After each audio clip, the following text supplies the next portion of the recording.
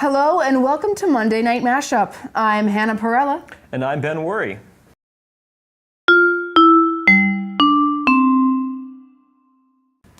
Church members tackled a woman who was threatening to blow up a church in San Diego on Sunday. San Diego police report that 31-year-old Anna Conkey walked into a church holding a baby and a handgun while making threats. Churchgoers were able to take the baby and disarm her before tackling her to the ground and calling the police. Members of the church were already on edge due to the church bombing earlier that day that killed over 200 people in Sri Lanka and the burning of the Notre Dame Cathedral. Officials are reporting the powerful storms that ripped through parts of the United States last week killed at least 5 people throughout Mississippi, Florida, and Alabama. Mississippi reported an additional death Saturday, bringing the total number to 3 in that state, with 16 confirmed tornadoes hitting the state on Thursday, the Emergency Management Agency said. In Alabama and Florida, 1 person was killed in each state when trees fell on homes. The victims included an 8-year-old boy in Florida. There were 38 tornado reports and nearly 500 wind reports from the Texas Panhandle to the East Coast over a 3-day period. Special Counsel Robert Mueller's redacted report on the Russian interference in the 2016 election was released on Thursday. Mueller found insufficient evidence that the Trump administration colluded with Russia and declined to make a ruling on whether or not the administration had obstructed justice while interfering with the Mueller investigation. Despite what the president has claimed, the report does not exonerate him of obstruction of justice, but it does point out several instances of potential obstruction of justice which could be subject to investigation by other agencies. A Florida man was arrested in the Tampa Bay area Tuesday after police said he pulled over an undercover detective while pretending to be an officer. According to the Hillsborough County Sheriff's Office, 26-year-old Matthew Joseph Harris was in his 2007 white Chevrolet Trailblazer when he allegedly turned on red and blue lights in order to pull over another driver. That other driver happened to be an undercover detective with the Sheriff's Department, who then called the 911 dispatcher to report an unusual traffic stop. The detective kept track of Harris's vehicle until sheriff's deputies could respond. When deputies searched the Trailblazer, they found an airsoft gun in a holster that looked like a pistol and found that Harris's vehicle had a light bar installed at the top of the SUV. Harris was charged with impersonating an officer and released Thursday on a $2,000 security bond, according to the arrest reports. When we come back, your state and local news. Stay tuned.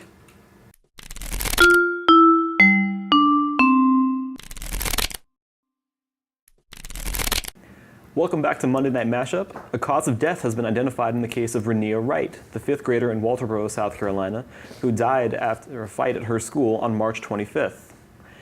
This week, the Colleton County Coroner's Office announced that her death was the result of an undiagnosed neurological condition that results in headaches, dizziness, both symptoms that Wright saw a doctor for just 13 days before her death.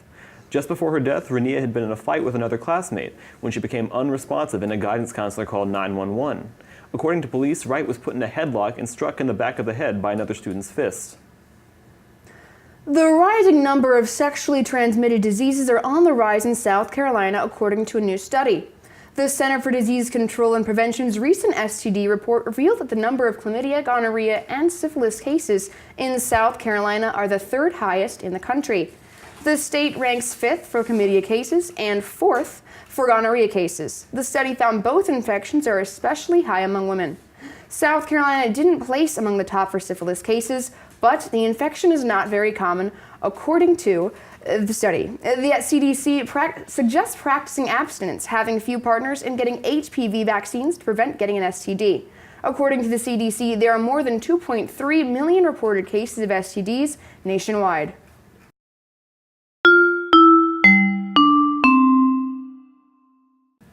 A 75-year-old Columbia man will soon become the oldest graduate to ever come out of the Citadel. Frank Barron planned to attend the Citadel in 1966 and marry his high school sweetheart, who would attend the College of Charleston at the same time. But then the Citadel implemented rules about students not being married, and he decided to go to the University of South Carolina instead. After years as the Richland County coroner, Barron discovered an online degree program and enrolled to get a degree in criminal justice from the Citadel. He will graduate at the end of the semester, about 50 years after he originally planned to. New Jersey Senator and Democratic presidential candidate Cory Booker will be visiting Columbia this week to meet with the House Democratic Caucus. He'll also be making a stop in Spartanburg to meet with a group about environmental cleanup, as well as stops in Union, Clarendon, Hampton, and Beaufort counties. When we come back, we'll have your sports recap. Stay tuned.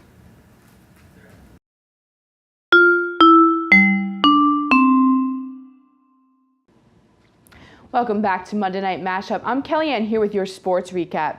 The USC women's tennis team won the SEC championship for the first time in the team's history this week.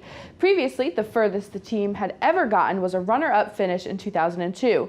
The Gamecocks won 4-3 against the previous #1 team, Georgia, when Ingrid Martins defeated Katarina Jakic, the #1 singles player in the country, breaking Georgia's undefeated streak this season. Gamecock lacrosse had a huge game this weekend against the Clemson Tigers, and not just because we're rivals. Clemson's quarterback Trevor Lawrence took to social media saying, quote, "Y'all show them who run this state and go Tigers." To Lawrence's demise, the Cocks ended up on top, winning 12-11.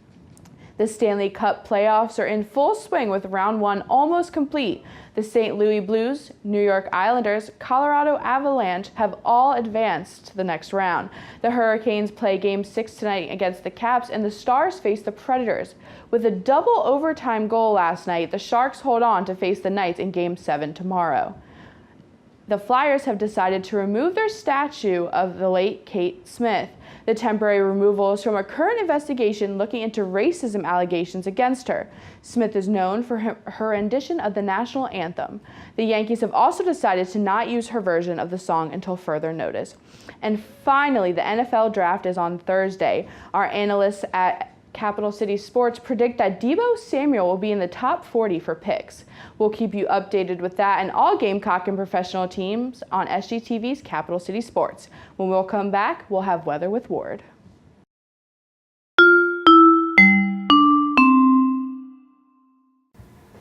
Welcome back to Monday Night Mashup. We have Chief Meteorologist Ward Jollis here with us tonight. So Ward, the weather outside, it's been pretty hot, right? It was really hot today. I don't like it when it's that hot, to be honest. But, you know, unfortunately, we can't see any change in those temperatures coming anytime soon. We're seeing temperatures way up in the 80s, unfortunately. But the good news about all that warm weather is that we're going to see lots of sunshine. It's going to be really dry over the next few days until around Friday, when we have the chance of some storms rolling through. You know, chance showers, probably going to stay pretty dry here in Columbia, even though that cold front will be coming through on Friday. But temperatures near 90 degrees. That's no joke on Tuesday, Wednesday, Thursday. It is going to be hot, hot, hot, is what I said. This is how the state is looking today. Like I said, 78 degrees, pretty warm here in Columbia today, but nothing like what we're going to be seeing over the next few days.